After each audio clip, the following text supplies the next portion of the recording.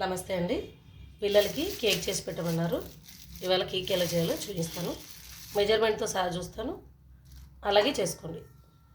ఇది measurement bowl. దీనిలో పిండి తీసుకుంటున్నాను.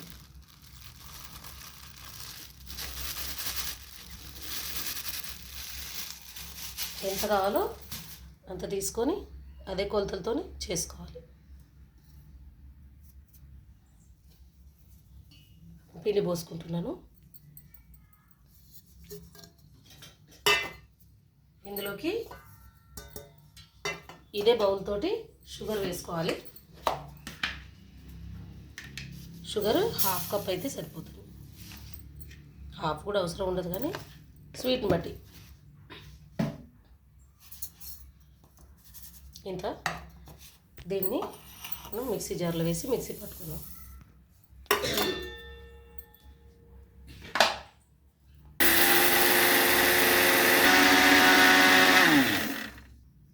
ఇలా మెత్తగా పట్టుకోవాలండి. పిండిని జల్లించుకుందాం. జల్లించుకుంటే ఉండలు కట్టకుండా కేక్ బాగా వస్తుంది.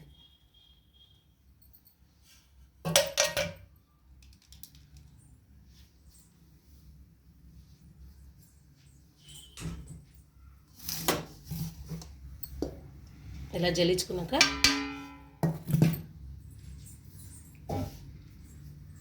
దాంట్లోకి ఏమేమి వేయాలో డ్రై ఇంగ్రీడియంట్స్ చూపిస్తాను. ఇది బేకింగ్ పౌడర్,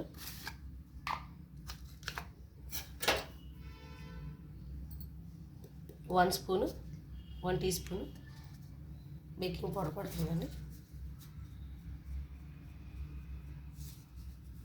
కొంచెం ఎక్కువగా చేసుకుంటున్నాం కాబట్టి కొంచెం ఎక్కువనే పడుతుంది. అలాగే 1/2 టీ స్పూన్ బేకింగ్ సోడా. నేను 1/2 బటర్ 1/2 ఆయిల్ మిక్స్ చేసి వేసుకుంటున్నానండి. మీ దగ్గర ఆయిల్ ఉంటే ఆయిల్ అయినా వేసుకోవచ్చు, గీ అయినా వేసుకోవచ్చు. ఇప్పుడు బటర్ని కరిగించుకున్నాను. బటర్ కరిగించుకున్నానండి. ఇందులో కొంచెం ఆయిల్ పోసేద్దాం.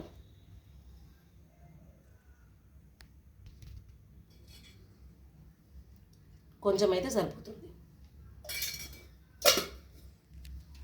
ఇది కొంచెం చల్లారాలండి, వేడివేడిగా వేయొద్దుగా.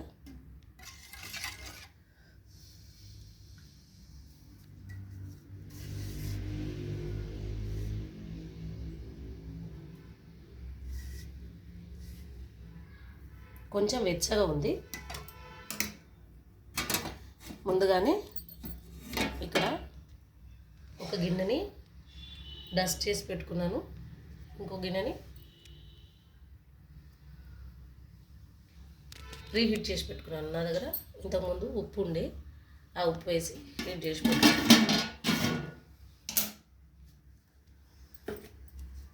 ఇప్పుడు ఈ బటర్లోకి మనం పట్టి పెట్టుకున్న షుగర్ వేసేద్దాం.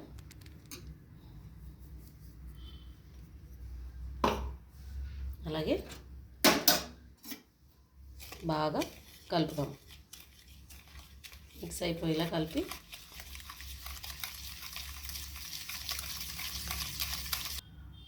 కొన్ని పాలు పోసి కలుపుదాం.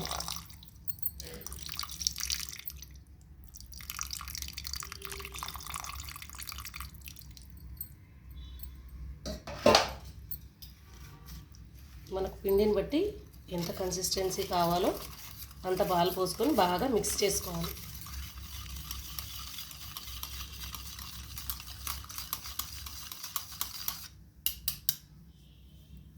సైడ్లోకి షుగర్ ఉండిపోయిందండి, మళ్ళీ కలుపుతాను.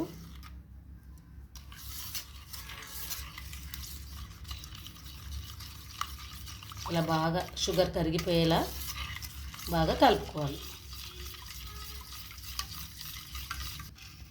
ఇప్పుడు పిండిలో కొంచెం సాల్ట్ వేసుకుందాం. సాల్ట్ వేసుకుంటే పొంగుతుంది. ఇది బాగా కరిగేలాగా కలుపుకుందాం.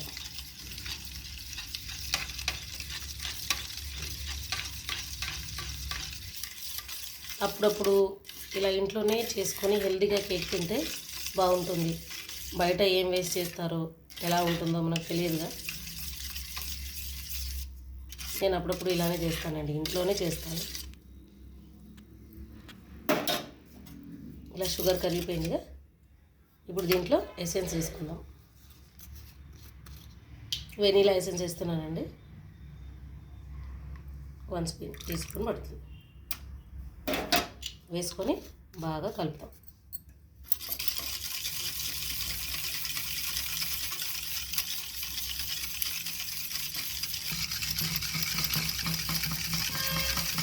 ఇలా బాగా ఒకసారి విస్క్ చేసుకుంటే షుగర్ అంతా, ఆయిల్, షుగరు, ఎసెన్స్ అంతా కలిసిపోతుంది.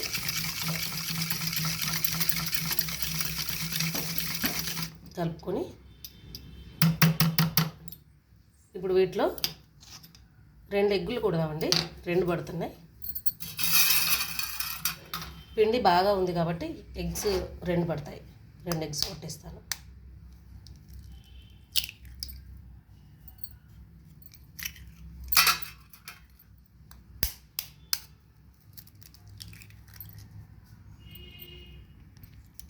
ఎగ్స్ వేసుకొని మళ్ళొకసారి బాగా విస్క్ చేసుకుందాం.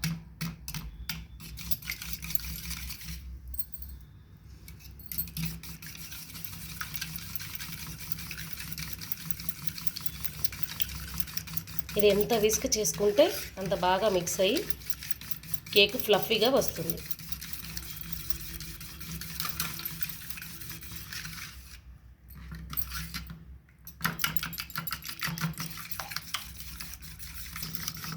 ఇలా బాగా విస్క్ చేసుకొని ఇప్పుడు బాగా కలిసింది.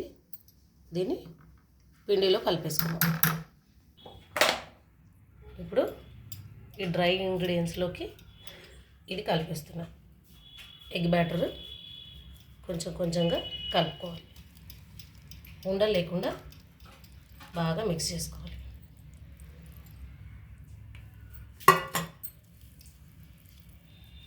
నెమ్మదిగా కలుపుతూ ఉంటే ఉండలు లేకుండా కలుస్తుంది. ఇది 1 సైడ్ తిప్పుతూనే కలపాలండి. మీరు ఆపోజిట్ డైరెక్షన్లో తిప్పితే కేకు పొంగదు.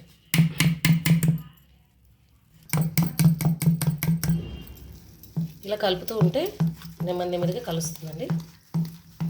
ఇప్పుడు గట్టిగా అయిందిగా, కొంచెం పాలు పడతాయి. పాలు పోద్ది. కేక్ బ్యాటర్ ఎలా అయితే కావాలో ఆ కన్సిస్టెన్సీలో కలుపుకుందాం.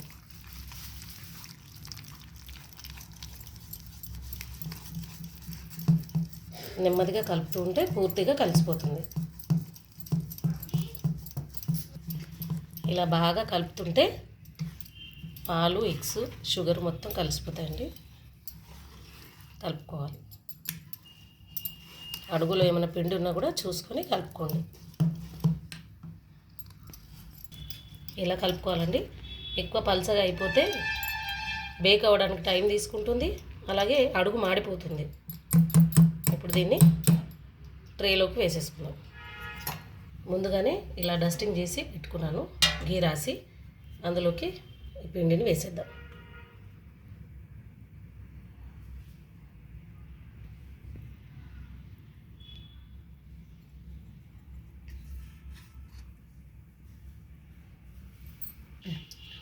పూర్తిగా పిండి పోసేసుకున్నాక 2-3 సార్లు ఇలా ట్యాప్ చేస్తే ఎయిర్ బబుల్స్ ఏమైనా ఉంటే వెళ్ళిపోతాయండి.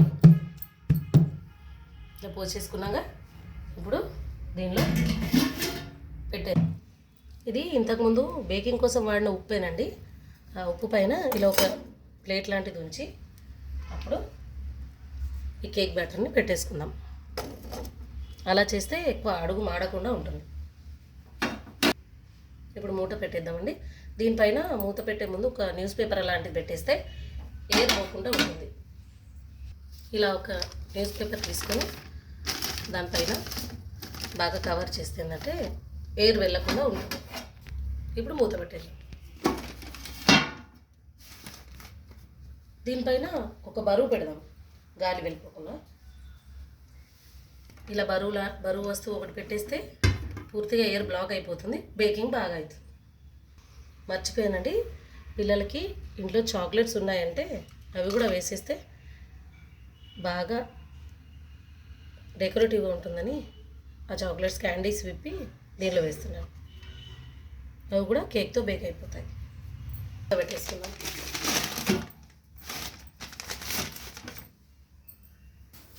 కనీసం 45 మినిట్స్ పడుతుందండి. 30 మినిట్స్ అయిందండి. ఎలా వచ్చిందో చూద్దాం.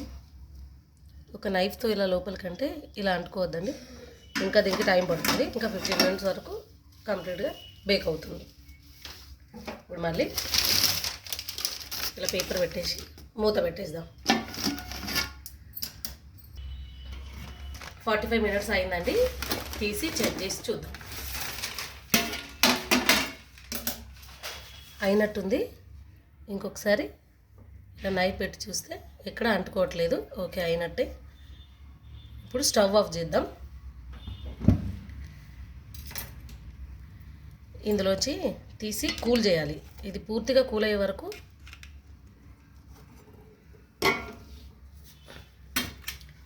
పూర్తిగా చల్లగా అయ్యాకే డిమోల్డ్ చేసుకోవాలి. తీసి చూద్దాం తర్వాత.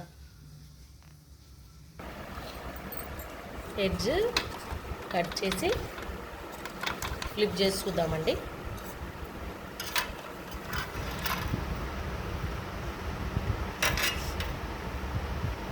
కొంచెం అడుగంటిది కానీ కేక్ చాలా బాగా వచ్చింది. దీన్ని కట్ చేద్దాం.